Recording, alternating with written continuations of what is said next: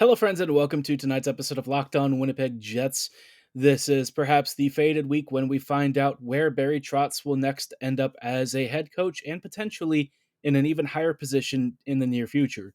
The Jets seem to be the front runner right now, but there has been maybe a bit of a snag. We'll talk about what the snag is and what it might mean for the process this week on today's episode of Locked On Winnipeg Jets. You're Locked On the Hockey Jets, your daily podcast on the Winnipeg Jets. Part of the Locked On Podcast Network, your team every day.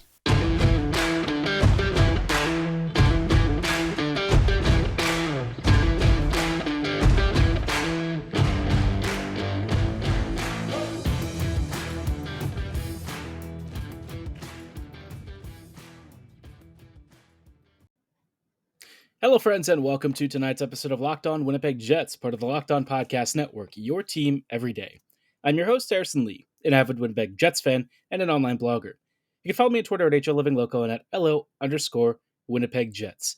Thank you for choosing to make Locked On Jets your first listen of the day. If you like what you're hearing, be sure to like, follow, and subscribe on your favorite podcasting platform of choice, including Apple, Spotify, Google, Megaphone, Odyssey, and YouTube. As you can see, we have audio and video versions of this podcast available for you 24/7 every weekday on your favorite platform of choice, whether you want to listen to us or watch us at home or on the go. We're there for you always, so we really appreciate your support. And again, thanks for making us your first listen. Tonight's episode is brought to you by BetOnline. BetOnline has you covered this season with more props, odds, and lines than ever before. BetOnline, it's where the game starts. Before we get the show underway, I just wanted to let you know that if my voice sounds a little bit scratchy, allergies have been killing me a little bit, so we'll see how far I can make it through this episode. My throat earlier was pretty rough, so we're going to try and get through this and hopefully have a really good discussion on a couple of key topics that I think are worth really covering. The first one that I wanted to talk about is some stuff that came out about Trotz from a couple of different Twitter sources we saw online. It sounds like Winnipeg Sports Talk might have been having a podcast recently, and some interesting developments might have unfolded during the Barry Trotz negotiations with the Jets. We'll also talk about some reasons for optimism for Winnipeg this upcoming draft, and then give you a brief update on the current Stanley Cup Finals updates and score lines, talking about, how the Lightning have done, how Colorado has handled them, and, which of these teams might be destined to hoist the trophy in just a couple of weeks. But first, let's start off with Trotz. Per Winnipeg Sports Talk, it sounds like the Jets and Trotz might actually have a deal mostly in place.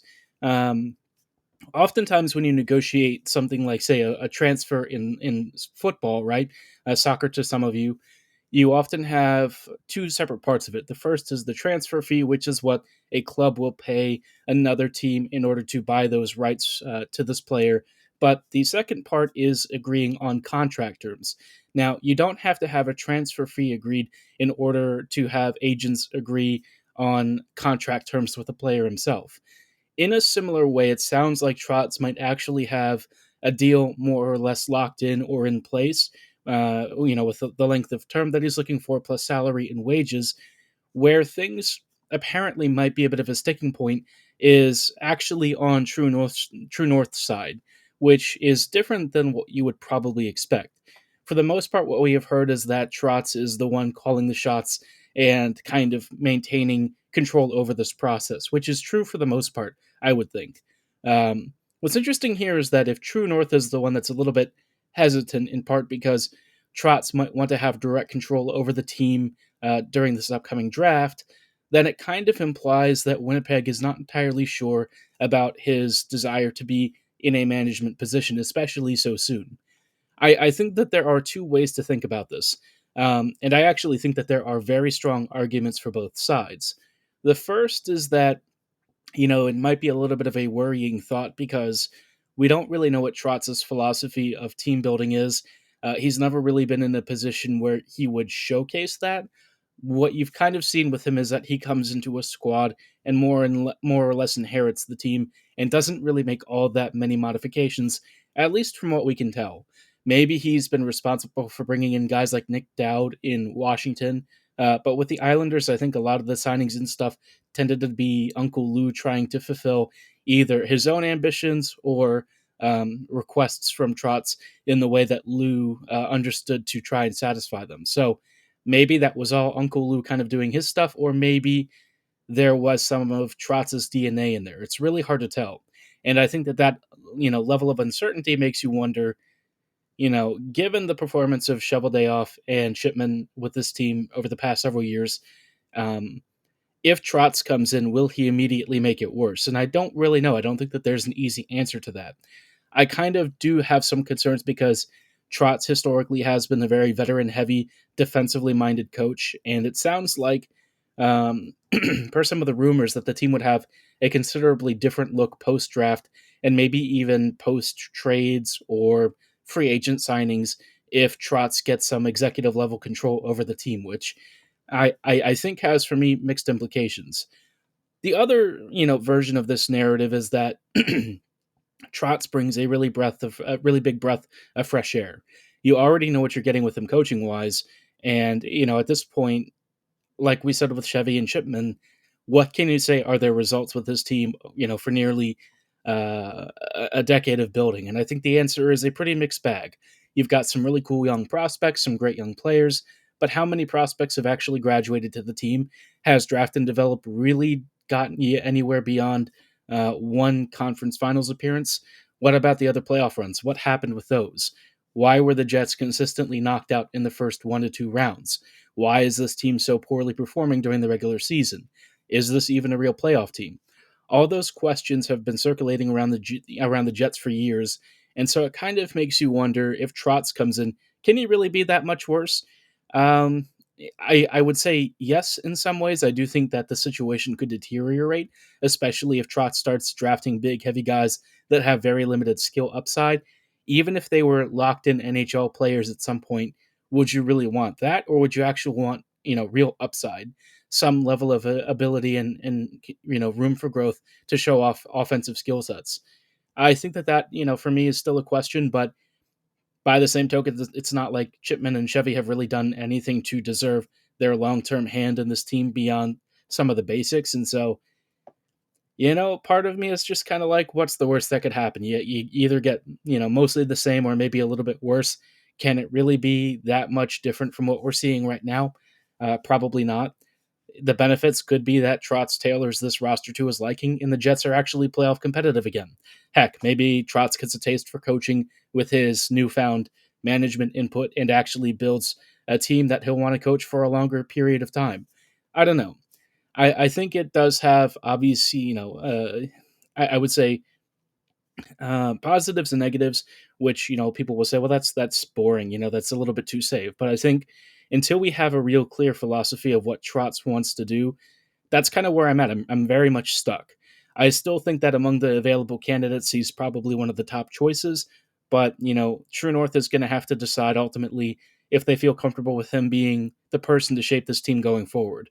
And like I said, I have some mixed feelings about that. I know that Trotz has won a cup, but it got a little bit close to the wire for him to actually do so.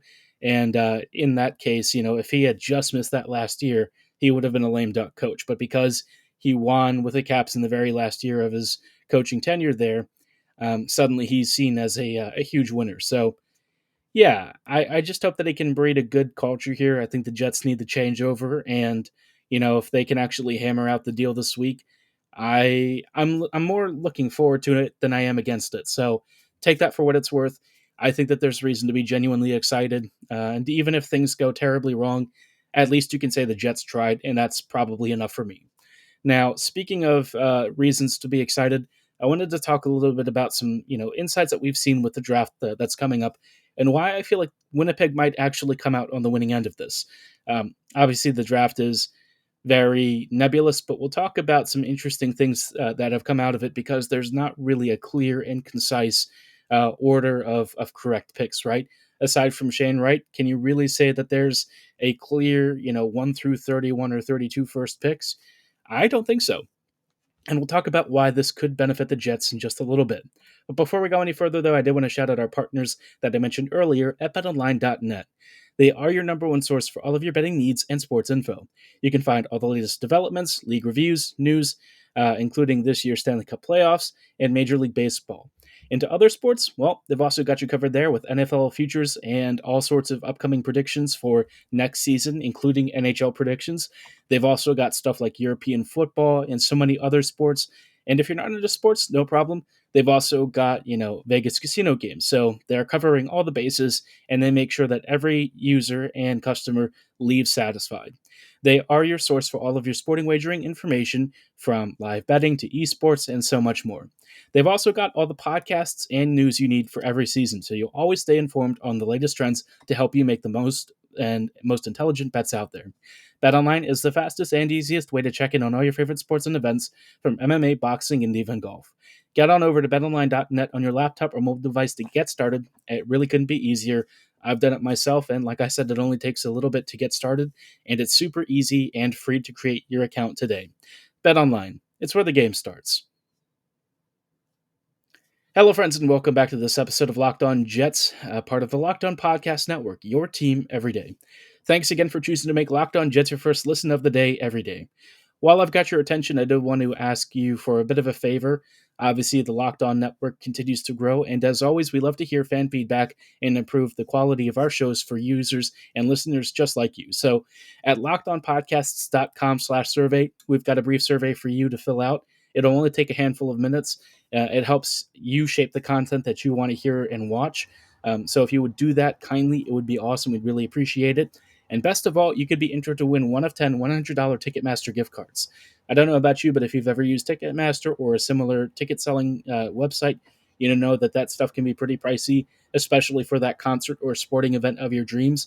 For just giving us your opinion on something you're already listening to at lockedonpodcasts.com/survey, you get a chance to save quite a bit of cash, and we all love free things. So again, if you could just fill out that survey super quickly for us, we'd really appreciate it at lockedonpodcasts.com/survey.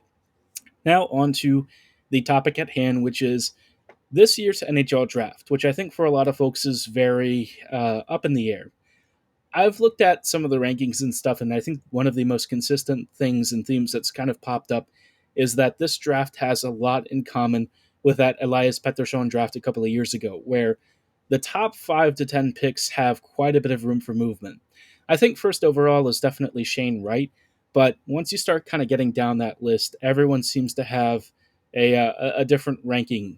Even Juraj Slavkovsky, I hope they pronounced that right.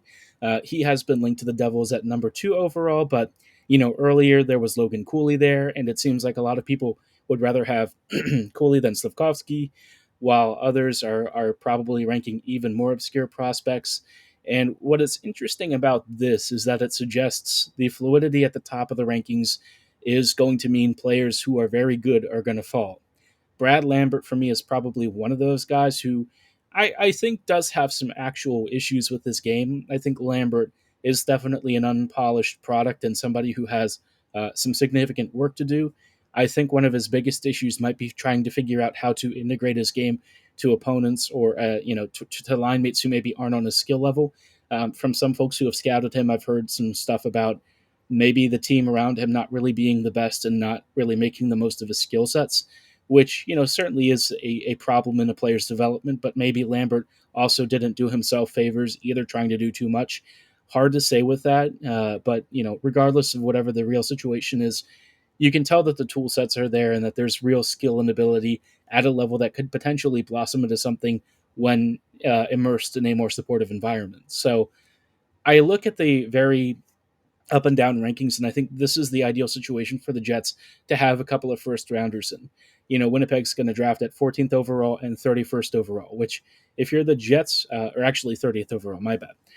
But if you're the Jets, this is a great situation because you've got 2 reasonably high picks in a draft in which, kind of like the last time they got Cole Perfetti, somebody will probably drop to 14th overall, and Winnipeg can benefit massively. I think their big shopping list is going to be goal scoring talent. I think that has been a big deficiency organizationally, but I think at 14th overall, they might also be looking at right-handed defenders. This is a potential opportunity for them to grab a really talented puck mover, which I'm curious to know how Trotz figures into this, because assuming that Trotz does become the head coach and wants to have some control over this upcoming draft, I don't really know what he would want to pick. I think back to the fact that when he had Jakub Vrana under his tutelage, it was a pretty rocky relationship. So if you're not really going to be picking undersized, really skilled forwards who maybe have some defensive issues in their games, but also bring loads of offensive talent, what would you be looking to grab instead? And that, for me, is probably one of the biggest concerns I have with Trotz. Does he know how to build a more effective contender? You look at Colorado, they have skill for days. They've both drafted and traded for that skill rather than focusing on hard playing, really gritty, chippy players. They've looked for guys with lots of skill. And sure, some of them are harder edged, but I think the thing with guys like, say, Nazem Kadri is that they're also really freaking good at scoring goals and setting up their teammates for great opportunities. So it's not like they're just some plug out there, plumbing the depths and kind of scrapping with anyone they come across.